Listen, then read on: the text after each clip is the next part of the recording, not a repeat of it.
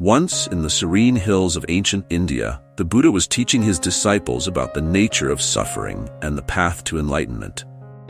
One day, a young disciple named Ananda approached him, visibly troubled.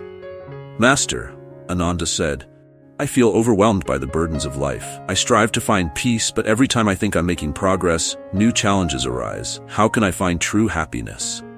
The Buddha smiled gently, sensing the depth of Ananda's struggle.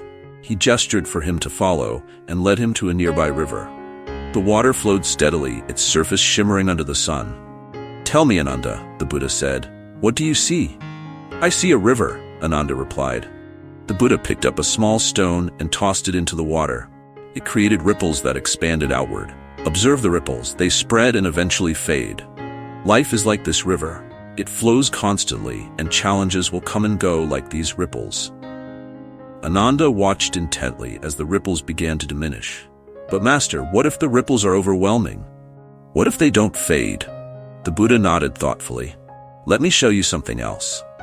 He took Ananda's hand and guided him to a large tree on the riverbank, its roots firmly gripping the earth. "What do you see here?"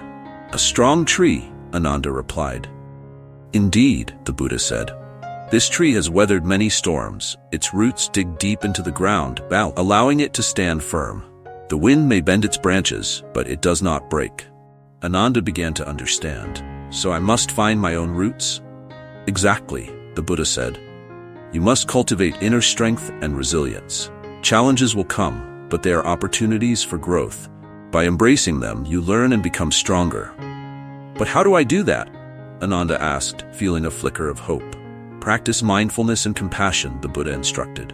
"When faced with suffering, breathe deeply and acknowledge your feelings. Then seek to understand and help others who are suffering too. In doing so, you create a ripple of compassion that can transform pain into peace." Ananda nodded, feeling lighter. "I will remember this lesson, Master. I will be like the tree, rooted in strength and open to the flow of life." The Buddha smiled warmly. "Remember, Ananda, happiness is not the absence of challenges, but the ability to embrace them with grace. Like the river and the tree, flow with life and stand strong." From that day forward, Ananda approached his struggles with a new perspective, learning to navigate life's currents with resilience and compassion. He became a source of inspiration for others, teaching them the valuable lesson of strength amid adversity, just as the Buddha had shown him by the river.